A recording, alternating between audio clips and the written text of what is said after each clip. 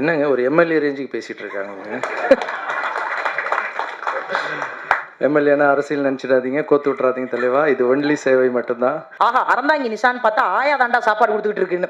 ஏண்டா இதுக்காக நான் என்னோட ஃபுல் மேக்கப்லேயடா போய் நிற்க முடியும்? அடுத்தவர்களுக்கு உதவி செய்யும் போது அவர்கள் மனதை காயப்படுத்துற மாதிரி எந்த வார்த்தையும் பயன்படுத்தாதீங்க. இந்த உலகத்திலேயே வெளுக்கக்கூடாத சாயம் 2 இருக்கு. நம்ம துணி சாயம் வெளுத்துருச்சுன்னா போட முடியாது, விவசாயம் வெளுத்துருச்சுன்னா நம்மளால சத்தியமா வாழ முடியாது. இந்த உலகத்திலேயே வெளுக்கக்கூடாத சாயம் 2 இருக்கு. நம்ம துணி சாயம் வெளுத்துருச்சுன்னா போட முடியாது, விவசாயம் வெளுத்துருச்சுன்னா நம்மளால சத்தியமா வாழ முடியாது. தெருவோரத்துல ஒரு கீரை கட்டி எவ்வளோன்னு கேட்டா 10 ரூபான்னா அந்த பாட்டி அரை மணி நேரம் திருட்டு போவான்.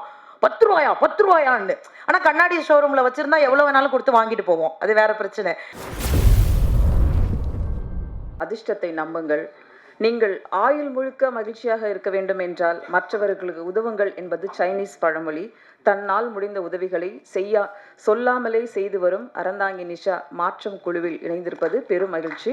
அறந்தாங்கி நிஷா அவர்களை சில வார்த்தைகள் பேச அழைக்கிறோம்.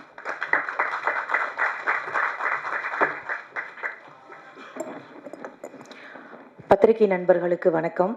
அனைவருக்கும் உழைப்பாளர்கள் தின வாழ்த்துக்கள். ரொம்ப சந்தோஷமா இருக்கு. லாரன்ஸ் அண்ணா முதல் முறையாக பேசும்போது பார்க்கணும் அப்படின்னு சொன்னாங்க. நேராக போய் உட்காந்தோம்.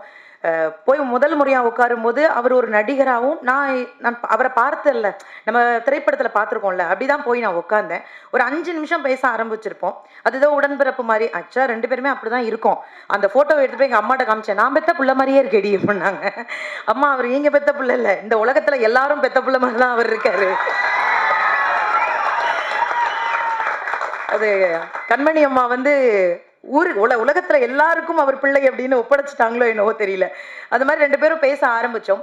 மாற்றம் நிறைய சொல்லுவாங்க. மாற்றம் ஒன்றுதான் மாறாத வார்த்தை அப்படின்னு சொல்லுவாங்க. என்னை பொறுத்த வரைக்கும் மாற்றத்தினால் நிறைய விஷயம் மாறப்போகுது. அதுதான் உண்மையான விஷயம். பேசும்போது நிறைய பேச ஆரம்பிச்சோம். என்ன மாதிரியான விஷயங்கள் பண்ண போறாங்க அப்படின்னு நான் தெரிஞ்சுக்க ஆசைப்படும் போது அண்ணா கிட்ட இருந்து வந்த முதல் வார்த்தை விவசாயம் முதல்ல ஹெல்ப் பண்ணணும்டா, விவசாயிகளுக்கு ஏதாவது ஒண்ணு பண்ணணும் அப்படின்னாங்க. எனக்கு ஒரு பெரிய சந்தோஷம். இந்தியாவினுடைய முதுகெலும்பு விவசாயின்னு சொல்லுவாங்க. அதனாலதான் யாருமே திரும்பி பாக்குறது இல்லையோ என்னவோ தெரியல. பெருசா அவங்களுடைய கஷ்டம் நமக்கு தெரியாது இல்ல. நாங்கெல்லாம் கிராமத்துல இருந்து வந்திருக்கோம்.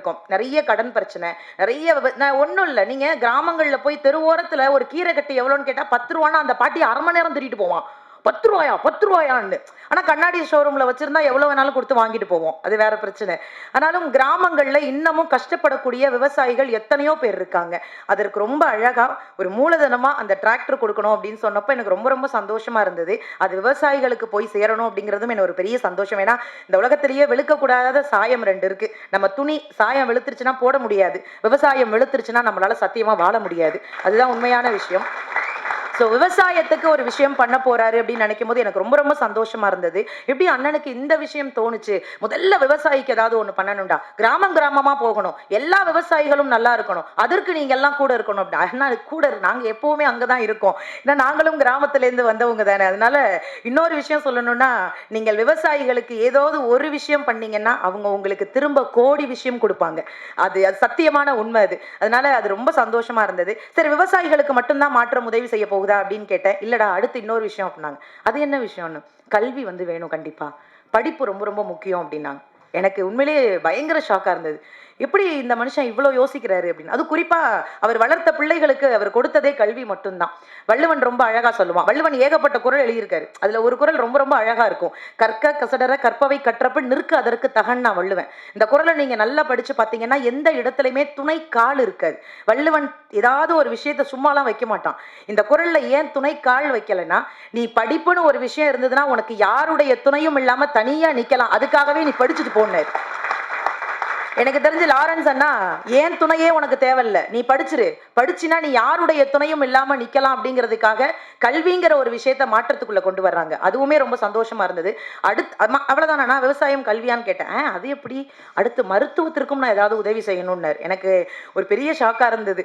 இவ்வளோ அடுக்கடுக்கா கொண்டு வர்றீங்களே. மருத்துவம் இன்னைக்கு கண்டிப்பா தேவைப்படுதுங்க. நம்ம சாப்பிட்ற சாப்பாடு நல்ல சாப்பாடா, எல்லாம் ஃபாஸ்ட் ஃபுட். நான் ஃபாஸ்ட் ஃபுட்டை பார்க்கும் போதெல்லாம் எனக்குள்ள ஒரு பயம் வரும். ஃபாஸ்டா போயிடுவோமோ அப்படிங்கிற ஒரு பயம் எனக்கு வந்துட்டே இருக்கும். அவன் இப்படி மேலே ரைஸை தூக்கி போடும் போது நான் மேலே பார்ப்பேன், பாட்டி இருக்கியா கூப்பிடுறியா அப்படின்னு. எனக்கு அந்த பயம்லாம் இருக்கும். நம்ம என்ன உணவு சாப்பிட்றோம், நம்ம எப்படி வாழ்றோம், இதை விட பெரிய கொடுமை. நேற்று கோவிஷீல்டை பற்றி ஒரு விஷயம் வந்தது. எங்கள் மாமியார் எனக்கு ஃபோன் பண்ணுது, நீ கோவிஷீல்டு தானே போட்ட அப்படின்ச்சு. ஆண்டவா, இந்த நேரம் பார்த்து நீ ஃபோன் பண்ணுறியேன்னு. அவ்வளவு பயம். மருத்துவம் சார்ந்து ஏகப்பட்ட விஷயங்கள் இருக்கு. வளரக்கூடிய பிள்ளைகள், குழந்தைங்களுக்கெல்லாம் சுகர் இன்னைக்கு இருக்கு. நாம ஒரு காலத்துல உணவே மருந்துன்னு சாப்பிட்டோம். இன்னைக்கு உணவை மருந்து மாதிரி சாப்பிட்டுக்கிட்டு இருக்கோம். இவ்வளவு அளவுதான் அப்படின்னு. எனக்கு தெரிஞ்சு இன்னைக்கு சின்ன சின்ன பிள்ளைகளுக்கு ஹார்ட் பேஷண்ட் வருது, சுகர், ஏகப்பட்ட விஷயங்கள். கேன்சர்னா நான் எனக்கு சின்ன பிள்ளைல தெரியவே தெரியாது. ஆனால் இன்னைக்கு ரொம்ப சகஜமா பாக்குறோம். இப்ப ஒரு 100 குழந்தைகள்ல 4 குழந்தைகளுக்கு கேன்சர் இருக்கு. இதெல்லாம் என்ன பண்ண போறோம், எப்படி இந்த சமுதாயத்தை ஒரு ஆரோக்கியமான சமுதாயமா மாற்ற போறோம் அப்படின்னு தெரியல. நிறைய பிள்ளைகளுக்கு சொல்லிக் கொடுங்க. இயற்கையான உணவை உண்பதற்கு நிறைய பெரியவங்க இருக்கீங்க, சொல்லிக் கொடுங்க. பத்திரிகையாளர்கள் தயவு செஞ்சு அதெல்லாம் வெளியில நிறைய இடங்கள்ல சொல்லுங்க.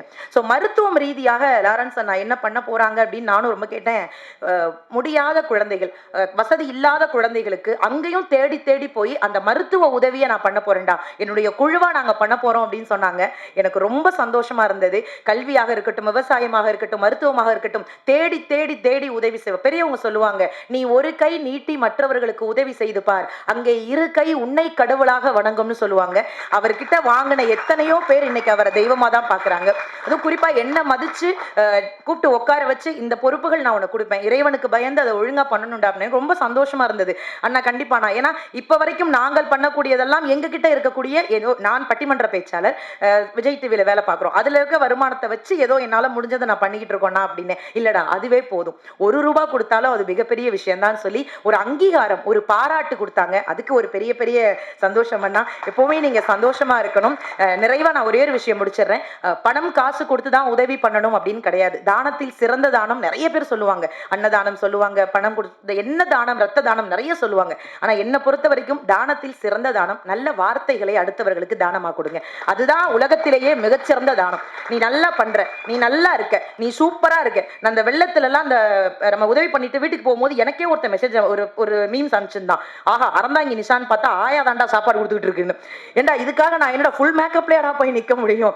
அடுத்தவர்களுக்கு உதவி செய்யும் போது அவர்கள் மனதை காயப்படுத்துற மாதிரி எந்த வார்த்தையும் பயன்படுத்தாதீங்க. அதை நான் ரொம்ப தாழ்மையா கேட்டுட்டு, இந்த மாற்றம் இனி உலகம் முழுக்க யாருக்கும் ஏமாற்றம் ஏற்படாது அப்படிங்கிற ஒரு நம்பிக்கையோடு நீங்க எல்லாருமே லாரன்ஸ் அண்ணாவை ஒரு பெரிய கைத்தட்டல் கொடுத்து அவருக்கு வாழ்த்து கொடுக்கணும்.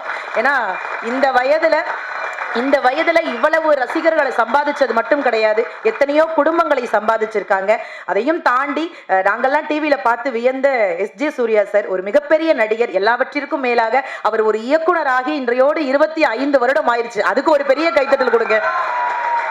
இயக்குனரா, நடிகரா எத்தனையோ விஷயங்கள் சாதிச்சிருக்கக்கூடிய அந்த ஒரு மிகப்பெரிய நடிகர் மாற்றத்துல இணைஞ்சு நானும் ஏதோ ஒரு மாற்றம் என்னால செய்ய முடியும்னு நிரூபிக்கிறதுக்காக காத்திருக்கக்கூடிய அந்த ஒரு மனிதருக்கும் ஒரு மிகப்பெரிய நன்றியை சொல்லி, வந்திருக்கக்கூடிய அத்துணை பேருக்கும் நன்றி கூறி எல்லாரும் மாற்றத்துல இருப்போம். இனிமே யாருக்கும் ஏமாற்றம் வராத அளவிற்கு பார்த்துக் கொள்வோம். நன்றி, வணக்கம்.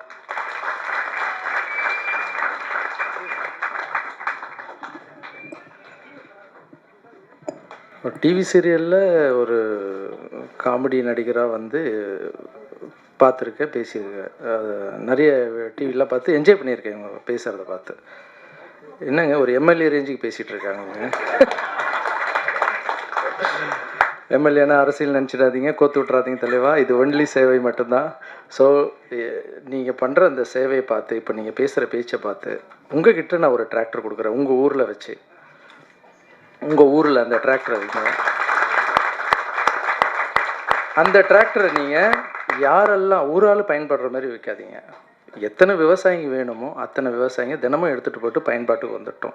அதை பார்த்துக்கிற பொறுப்பு நான் உங்ககிட்ட கொடுக்குறேன். Okay, thank you so much. Thank you. பத்திரிகையாளர்கள் நன்றி. தேங்க்யூ சகோதரி. கிட்டத்தட்ட கோப்பை சே மாதிரி தான் பேசிட்டு போனீங்க.